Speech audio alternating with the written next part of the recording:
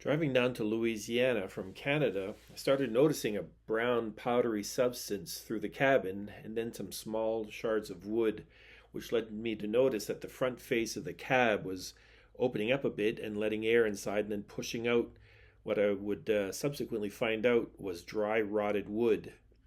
Once in Louisiana, I found a mobile RV repair guy who came by and started the process of replacing the rotted board that supported the bed in the upper cab.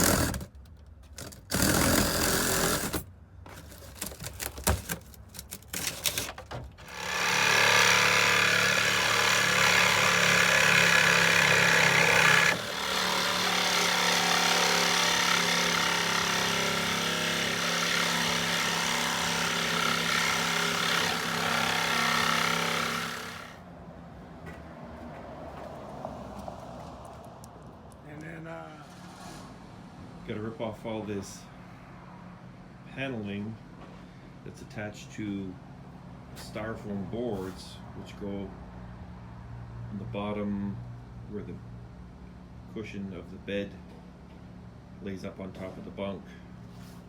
Some of it's peeling off pretty easily, some of it is not damaged such that it's sticking to the styrofoam, so we'll see how we get that off.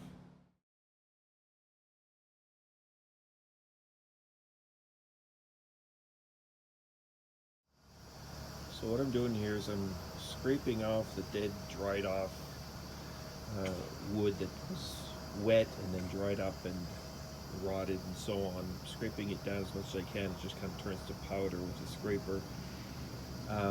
That was on the wet side that rotted. On the other side of it is the sheet of wood that's laminated, and some of it's dried out. It's delaminating, being able to be taken off, but it won't go down to the styrofoam.